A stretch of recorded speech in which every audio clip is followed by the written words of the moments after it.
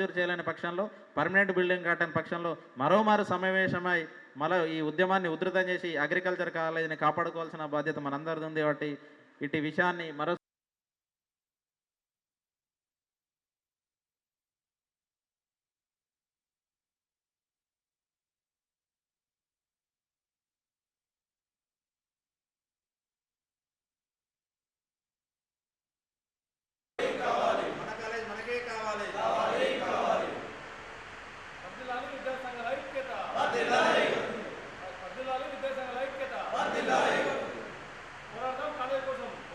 కావచ్చు, దేశంలో కావచ్చు, ఒక దేశానికి అన్నం పెట్టే విధంగా ఈ యొక్క సైంటిస్టులు తయారయ్యే, మేధావులు తయారయ్యే జిల్లాగా ఈ జిల్లా తయారవుతుంటే ఇక్కడి కళాశాలను వేరే ప్రాంతానికి తరలించి ఈ జిల్లా అభివృద్ధిని అడ్డుకున్నట్టే. కావున తక్షణమే దీన్ని ఉపసంహరించుకోవాలి. అట్లాగే ధర్మపురి శాసనసభ్యులు ధర్మపురి అడ్డూరు లక్ష్మణ్ కుమార్ గారు, జగిత్యాల కాంగ్రెస్ పార్టీ అధ్యక్షులు, అట్లాగే ప్రభుత్వ విప్పు కాబట్టి తన మీద చాలా వరకు ఉంటుంది. తక్షణమే వారు స్పందించాలి. ఇప్పటి వరకు స్పందించకపోవడం చాలా బాధాకరం. వెంటనే లక్ష్మణ్ కుమార్ కావచ్చు అని, అట్లాగే మన మాజీ ఎమ్మెల్సీ జీవన్ రెడ్డి గారు కూడా స్పందించాల్సిన అవసరం ఉంది. అప్పటి ఎమ్మెల్యే బీఆర్ఎస్ ప్రభుత్వంలో ఉన్నటువంటి సంజయ్ కుమార్ గారు, ఇప్పుడు ప్రస్తుత శాసనసభ్యులు ఎమ్మెల్యే సంజయ్ కుమార్ గారు కూడా దీనిపైన స్పందించి కళాశాల తరలించకుండా వాళ్ళు ప్రభుత్వం పైన ఒత్తిడి తీసుకురావాలి.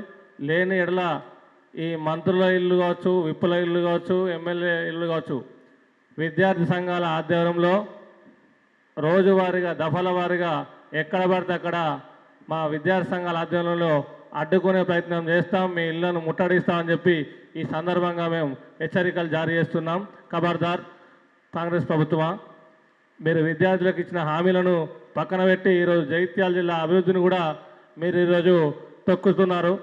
దీన్ని మేము విద్యార్థి సంఘాలుగా మేము సహించామని చెప్పి ఈ సందర్భంగా తెలియజేస్తూ తక్షణమే మీరు వెనక్కి తీసుకొని కాలేజీ ఎక్కడైతే కేటాయించారో అలాట్మెంట్ అక్కడనే దాన్ని కొనసాగించాలి.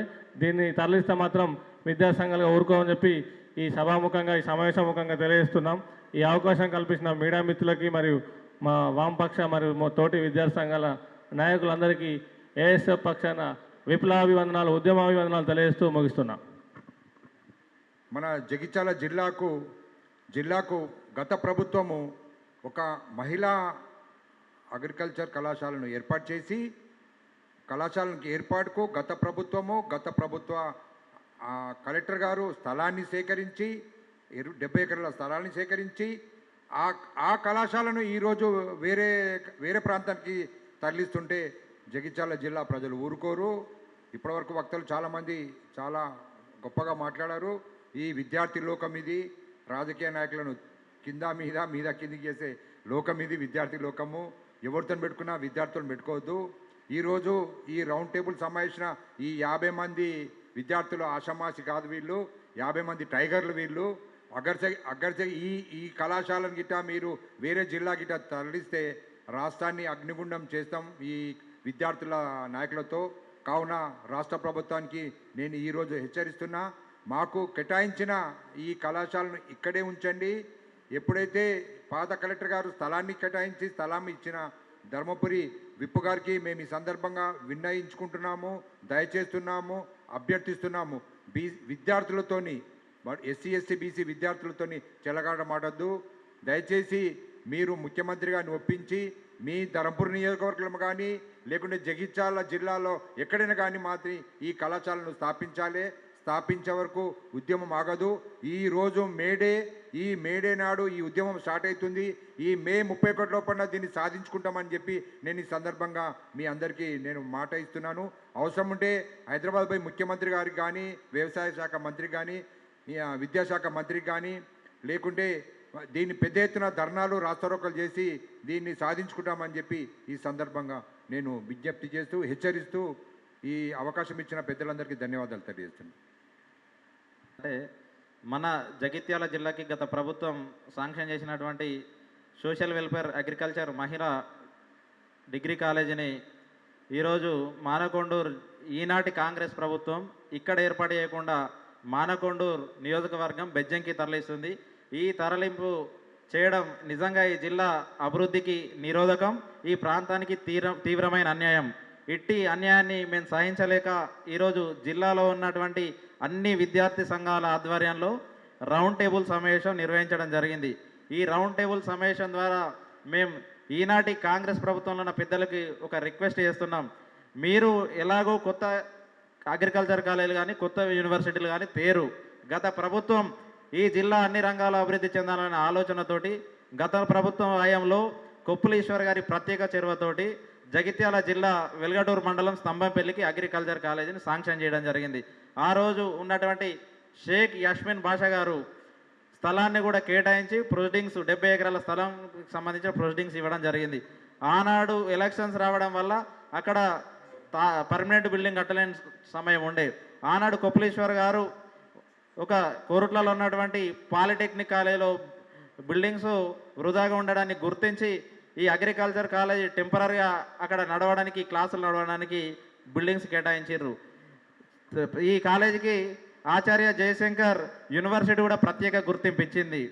దీన్ని మీరు గుర్తించకుండా మన జిల్లాకు శాంక్షన్ అయిన కాలేజీ బెజ్జంకి పోతుంటే ఈ ప్రాంతం నుండి రిప్రజెంట్ చేస్తున్నటువంటి లక్ష్మణ్ కుమార్ గారు కానీ సంజయ్ కుమార్ గారు కానీ ఏం చేస్తున్నారు? మీరు ఎలాగో కొత్త ఇన్స్టిట్యూషన్స్ కానీ కొత్త పరిశ్రమలు కానీ తీసుకొచ్చి ఈ ప్రాంతానికి మీరు అన్యాయం చేయాలి.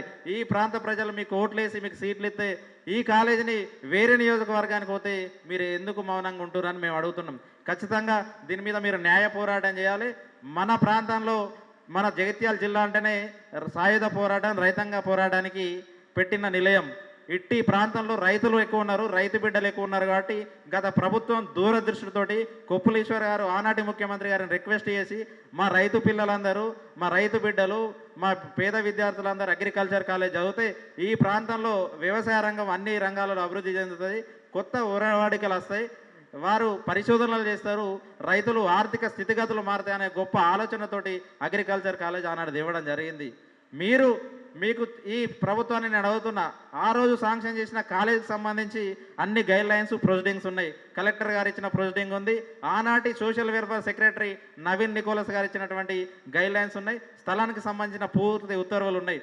మీకు చేతనైతే కళాశాలను ఇక్కడనే ఉంచాలి, పర్మనెంట్ బిల్డింగ్ కోసం మీరు నిధులు కేటాయించి అగ్రికల్చర్ కాలేజీకి పర్మనెంట్ బిల్డింగ్ కట్టూరి. మీరు ఈ ప్రాంతానికి చెందిన కాలేజీ అక్కడ కోతే మాత్రం మేము నోరు మూసుకొని ఉండం. ఖచ్చితంగా మీరు ఈ ప్రాంతానికి న్యాయం చేయాల్సిందిగా కోరుతున్నాం.